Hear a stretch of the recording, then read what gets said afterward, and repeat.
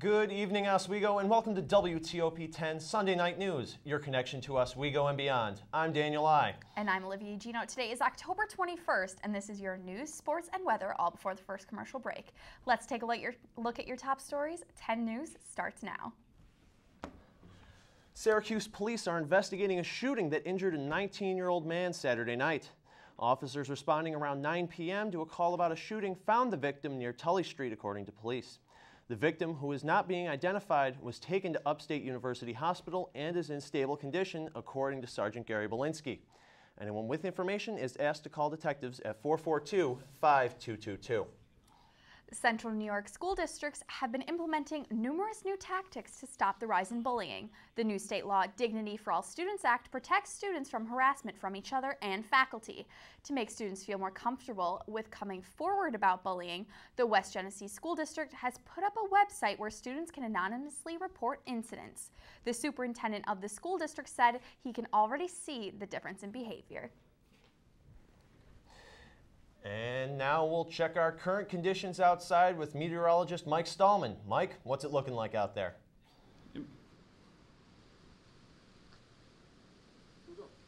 And good evening, Oswego. Meteorologist Mike Stallman taking a first look at your weather outside. As you can see around me on the trees, it's still windy out tonight. Winds have been gusting for most of the day, but overnight they should be calming down at least a little bit.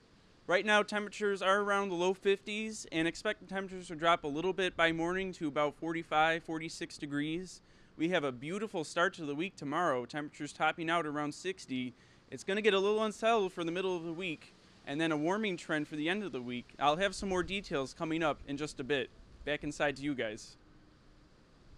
The Child Advocacy Center of Oswego County's Black and Blue Masquerade Gala will offer a diamonds in Oswego. Dufours has donated a sterling silver and cut crystal necklace valued at $300, which will be awarded as a door prize at the gala. The event will be held Saturday, October 27th, and serves as a fundraiser for the Advocacy Center to support them in their battle against child abuse. We apologize for technical difficulties. All employees of the Oswego County Health System wore pink on Friday to honor National Mammography Day. Oswego Health Radiology Chief Mark Franklin, MD, recommends speaking with medical professionals to ask if you need a mammogram before the age of 40 and how often.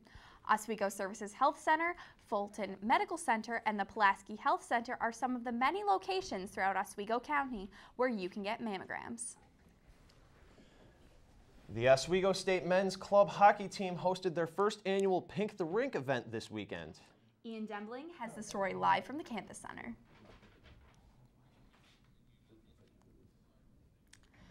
Well, we can't actually get any feed from Ian, but we found out that the club team raised $1,200 this weekend. That's fantastic. I was actually in attendance for the beginning of the Friday night game.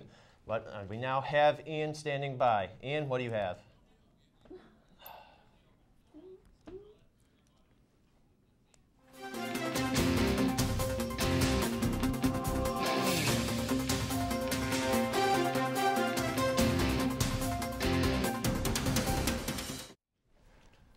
Former Senator George McGovern has died, his family announcing that the former presidential candidate died in a hospice in South Dakota. He was 90 years old.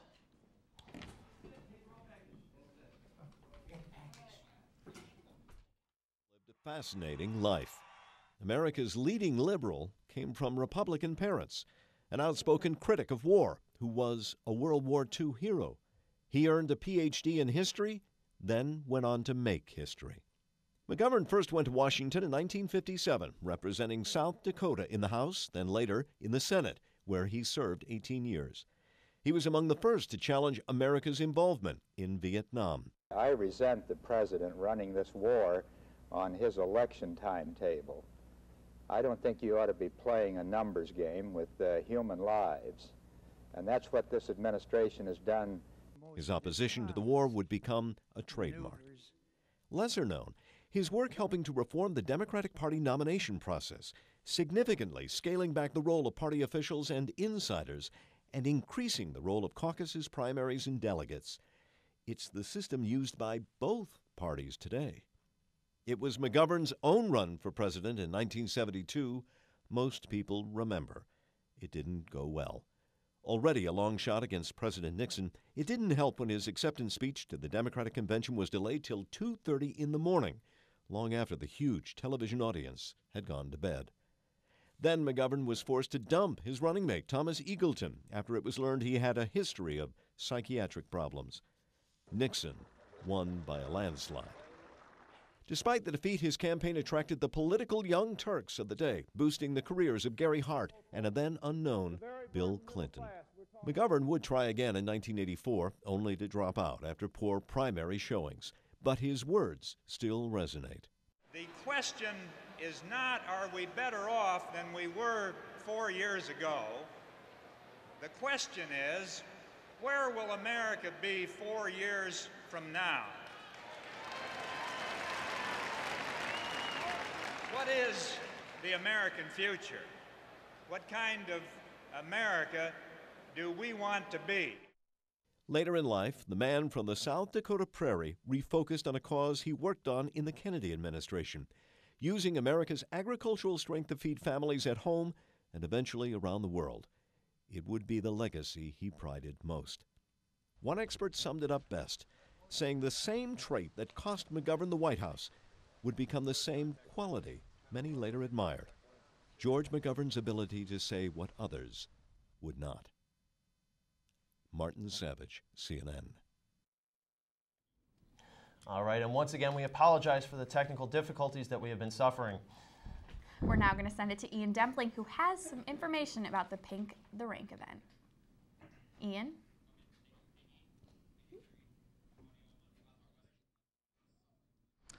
Thanks, Dan. Thanks, Olivia. I'm Ian Dempling here for WTOP10 News, and I'm standing here outside of the campus center here at SUNY Oswego.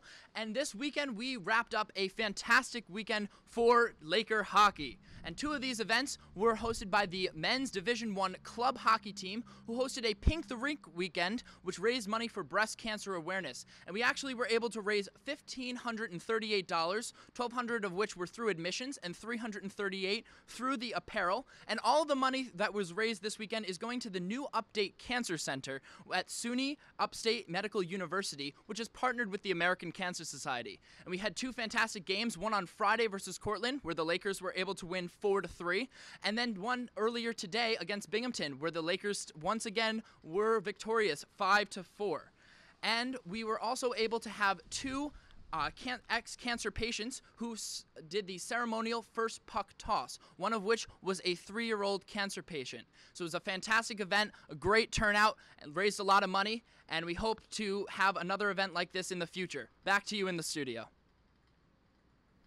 The Department of Modern Languages and Literature will host an international coffee hour tomorrow, October 22nd. The coffee hour will be held in Campus Center Room 255. The department, which offers programs covering 9 different languages, is hosting the event from 3:30 to 5 p.m. Coffee will be provided and the event is free. On Wednesday, the O'Donnell Media Summit will be back on the Oswego campus. This year's theme is A Star is Born, which centers on the fact that every aspect of the broadcasting industry is important. The panelists include Garrick Utley, former NBC News anchor, Edward Wyckoff-Williams, former MSNBC political analyst, and Kevin Torres, a backpack news analyst, to name a few. Tune into WTOP on Wednesday at 2 p.m. for the red carpet show, and live coverage of the actual summit begins at 3. And now we'll see what's going on in sports with Justin Cirillo. Thanks, guys. For the first time in 16 years, the Oswego State Lakers women's volleyball team is advancing to the playoffs. J.J. O'Connell's squad celebrated on Friday night after a 4-set victory over Brockport. Stephanie Bailey, a sophomore blocker, led the team in kills with 12 and in blocks with 3. Brockport was the only team that Oswego defeated in Friday night's pool play triple header at SUNY Fredonia, which brings the Lakers' record to 11-16. Next, Oswego takes on SUNY IT at home on Wednesday night, 7 p.m., which is senior night. And later on, I'll catch you up on today's NFL action and get you set up for the World Series, which starts Wednesday night. So guys, back to you. Coming up after the break, Elliot Spitzer was in New York City talking about the 2016 presidential election. And a man goes on a shooting rampage in California. We've got some beautiful weather heading our way for the next couple of days, but how is that going to change as the week goes on? Find out just after the break.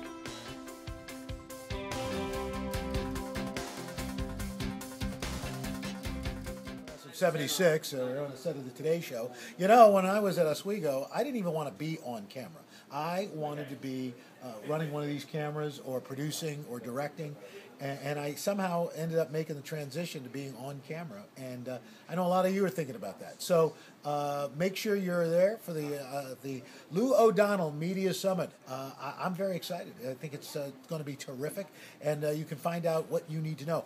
Also, Garrett Utley, a little known fact, is not only the tallest journalist in the world, but he also wanted to be a country music singer. True story. Ask him. Really. Be there. October 26th. Seriously. It's the 24th. October 24th. That's okay. October 24th. Because you know what? If you're there the 26th, though, it's a lot more room. There's a lot more room on the 26th. 24th is going to be crowded. Get there the 23rd so you can get a seat. So Perfect. You're there for the 24th. Stay till the 26th. You know, get an Oswego sub, sit there, and just, you know, I don't think anybody will throw you out. I don't know. 24th, not the 26th. The Dr. Lewis B. O'Donnell Media Summit, Wednesday, October 24th, 3 p.m. at the Waterman Theater. The Oswego MBA program, helping you achieve your goals with a customized curriculum developed with flexibility in mind. Take classes year-round, full or part-time in Oswego, online or at the Metro Center in downtown Syracuse. More information is available online or by calling 315-312-2911.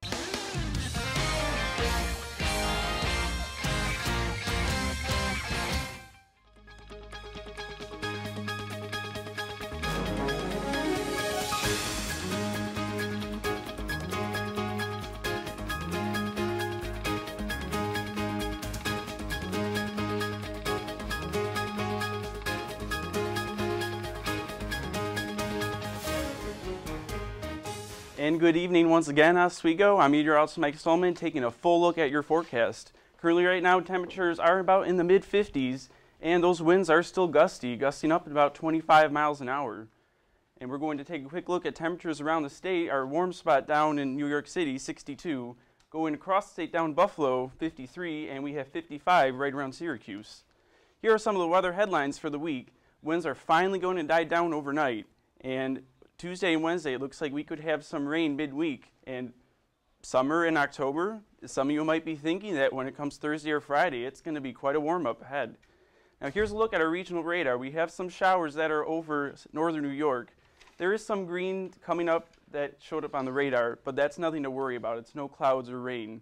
And there it is once again. You see the light green that showed up. Nothing to worry about. It's going to stay clear, and the winds are going to calm down overnight. And here's a look at our surface map. We have high pressure that's going to be building in the next day or so. And out to our west, we have a cold front and a storm system that will be pushing its way towards us come Tuesday and Wednesday. And way out over here in the Pacific Northwest, that's going to be our big player come by the end of the week. So let's take a look tomorrow, 8 a.m. if you're going up to classes. We have clear skies, and they will be clearing as the day goes on. 2 p.m. is looking beautiful out there. And 8 p.m. you can see we're starting to see some showers right over the UP of Michigan. Those will be moving in come Tuesday. So let's take a look at tonight. Temperatures in the upper 40s, mainly clear. It's still going to be breezy for at least tonight. Overnight, those winds will calm down. And for tomorrow, temperatures in the low 60s, mostly sunny and mild for this time of year. Winds will be a little bit breezy as we are expected around here. And let's take a look at our 5-day forecast.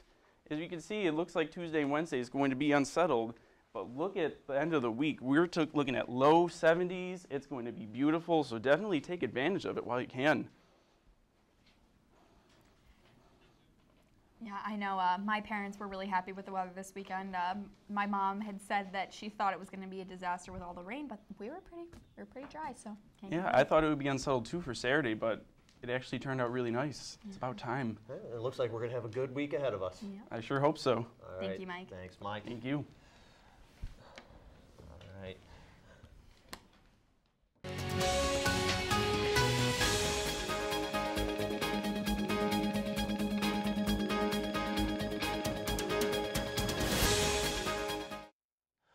Washington Park in Albany turned pink on Sunday as thousands of local survivors, volunteers, and supporters marched in the fight against breast cancer. The Making Strides Against Breast Cancer Walk is the largest event of its kind in the Albany area. The walk raises money to provide support for newly diagnosed patients. Funds also go towards research and ensuring access to mammograms for women who need them. With the 2012 presidential race 3 weeks away, it is the perfect time to discuss who should run in the 2016 election. Eliot Spitzer, when speaking on Andrew Cuomo, applauded his agenda to legalize same-sex marriage, yet disliked his way of dealing with the redistricting throughout the state. However, he did not say much else in a positive manner. He believes Hillary Clinton would make a much better candidate and hopes she runs in the next election. A gunman opened fire at a day spa in a suburb of Milwaukee on Sunday, killing at least 3 people and injuring 4. The suspect in the shooting, 45-year-old Radcliffe Al Houghton, was found dead inside of the salon. Police did not disclose a motive, but a restraining order was filed against Houghton earlier this month, and the hospital where the victims were taken to on Sunday was in lockdown following the shooting. A man found dead in California Sunday wearing bullet-resistant body armor. The body was burned beyond recognition with a bullet wound in the head with a handgun. The man, Desmond John Moses, went on a shooting rampage which started with a 4-year-old boy who took a bullet wound in the head and died in a hospital. He then continued into the house of a 5-man family, which he set on fire before severely injuring 2 women and their mother. The mother and 1 child are still being hospitalized in stable condition.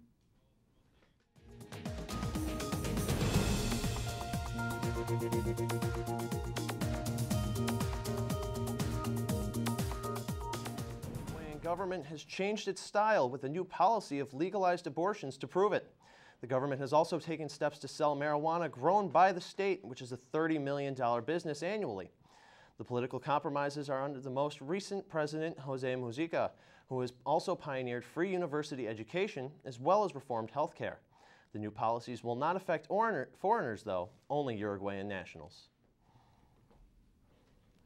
1 species has now been crossed off the endangered species list. The blue iguana from the Grand Cayman Island has now exponentially grown in population. 10 years ago, there was about 10 to 15 throughout the entire world. Now their population consists of a somewhat stable 750. The Grand Cayman Island Blue Iguana Recovery Program's director, Fred Burton, said they are determined to reach their goal of 1,000 iguanas. And when we come back, we will have Mitchell Petrella with interesting videos. But first, here's your late night menu.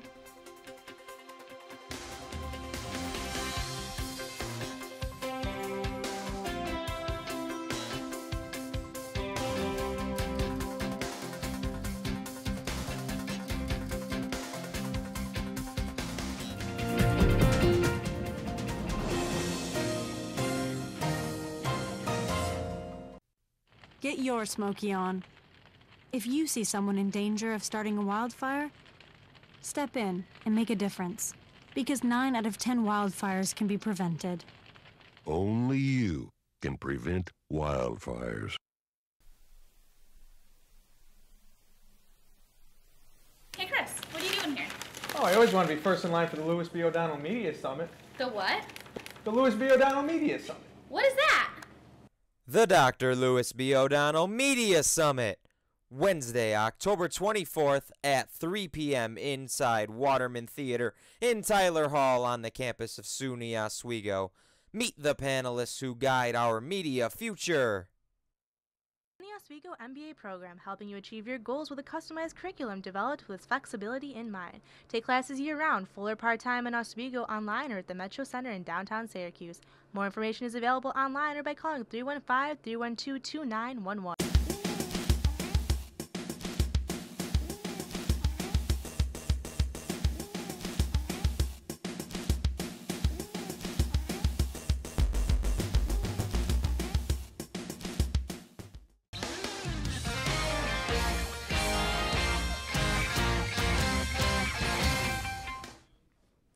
And now we go to Mitchell Petrella with this week's segment titled, What in the World? Mitchell, what do you have for us this week? This week's story might be the greatest prank in October as Halloween is fast approaching. Let's take a look, shall we? Workers in Portland, Maine decided to have a little fun with the state government. Those construction signs that normally say interstate is closed or watch out, traffic ahead, has been used for something a little bit more interesting. The zombie apocalypse. Yes, someone actually hacked one of those signs and wrote, "Zombies ahead, please beware." Now I'm going to interview someone who has an interesting take on this situation. Here with Tom Huffaker here. Tom, do you think this is a funny prank? Oh, absolutely, I do. Okay, now, if you were in the car driving along Portland, Maine, along the street, and you saw that, what would you do? I would probably have a good laugh and then continue driving. Okay, now, what about your friends? What if you had friends in the car, what would they do? They would also probably have a good laugh, and they would have to continue driving since I was the driver. All right, Tom Huffaker with his opinion on the zombie apocalypse in Maine. For WTOP10 reporting, this is Mitchell Petrella. This has been happening in other places across the United States, such as Texas, in previous years as well. I personally think that is funny, but the city officials have a different view. What do you guys think about it? What's your reaction? Well, I find it funny. You know, I'm not really that concerned about a zombie apocalypse, but a sign like that would definitely startle me right away. Most definitely. I would probably laugh my entire way home, so I definitely don't mind at all. Think you'd get out your car and figure out? Or? Yeah. I'd probably stop just to take a picture and then keep going on my way, but not too much to be afraid of, I'm afraid. Send a picture to everybody I know. Alrighty. Thank you, Mitch. No problem. All right, a leading lady of entertainment adds mom to her resume.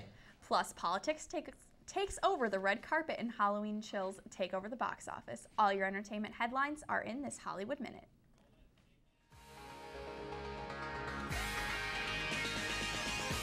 Rumor has it, Adele is singing a few lullabies right about now. The Daily Mail in Britain reports the Grammy Award winner gave birth to a baby boy Friday. People magazine says it confirmed the report with a family source. It's Adele's first child. The baby's father is boyfriend Simon Konecki. The red carpet at this weekend's Carousel of Hope Gala was abuzz with talk about the presidential debates. Here's what a few celebrities had to say. I've been enjoying it.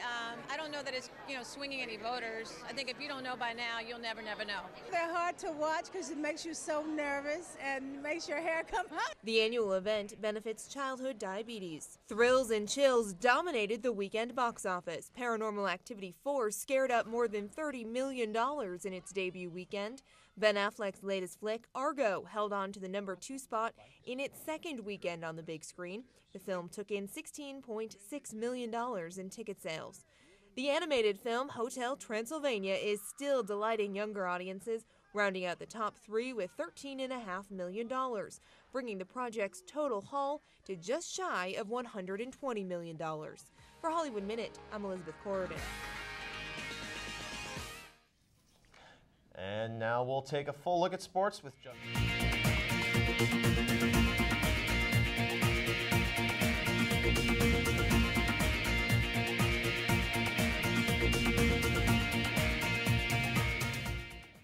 And in today's NFL action, it was a wild high-scoring affair in Orchard Park today as the Tennessee Titans defeated the Buffalo Bills 35-34. Chris Johnson entered today's game with just 301 rushing yards on the season, but was unstoppable. By halftime, it was clear that Johnson meant to erase those memories, rushing for 139 yards and 2 touchdowns in that first half. It was a back-and-forth game through the first 3 quarters, where neither team led by more than 8 points. The only scoring in the game's final quarter was Matt Hasselbeck's touchdown pass to Nate Washington, which put the Titans on top with a minute left. Both teams end the day with a record of 3-4.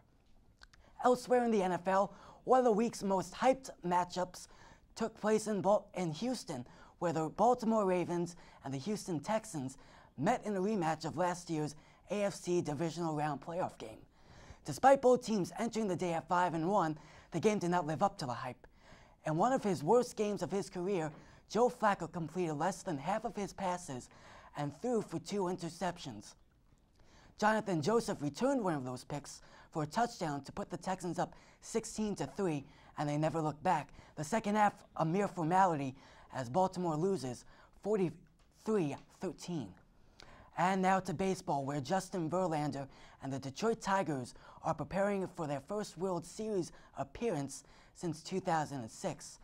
The Tigers ace was just a rookie back then, but now, coming off a second straight Cy Young Award caliber season, Verlander has a chance to secure a lofty place in baseball lore right beside Gibson, Koufax, and Ford.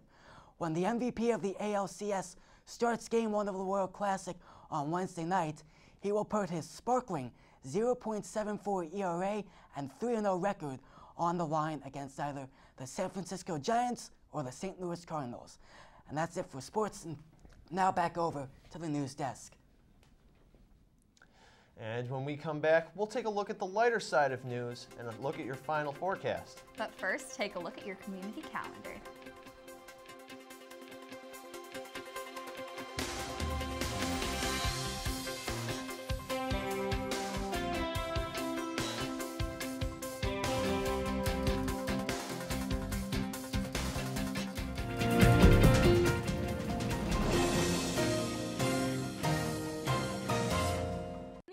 MBA program helping you achieve your goals with a customized curriculum developed with flexibility in mind. Take classes year-round, full or part-time in Oswego, online or at the Metro Center in downtown Syracuse. More information is available online or by calling 315-312-2911. Hi, I'm CNN's Rob Marciano, and you're watching WTOP10, your television station. I'm lucky. I get to do something I love. How many of you think homework is just as important as teamwork? I help keep kids in school. Good. And that's the name of the game. My name is LaDainian Thomason. I don't just wear the shirt, I live it. Give, advocate, volunteer. Live United.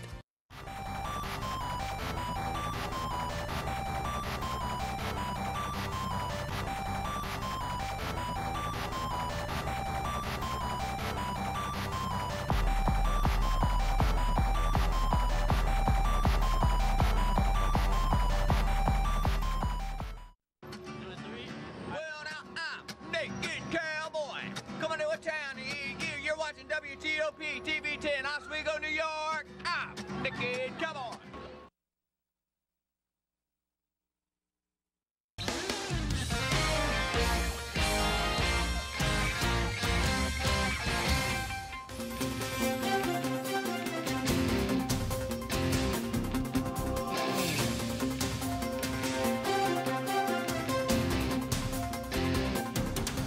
And now here's a dive into the lighter side of news. A new study is being released in the November issue of the journal Pediatrics, which states that boys are hitting puberty much earlier in the United States. Over 4,000 boys across the country were monitored for numerous factors associated with puberty. The 200 researchers found that boys are developing 6 months to 2 years before the textbook standard. Medical professionals have not been able to find the cause, but they are leaning to the surrounding environment. And call it a match made in the heavens, a couple with two loves, one another and Star Trek. The couple dressed up as Klingons to get married this weekend at a Star Trek convention in London. Their wedding was, as they say, out of this world.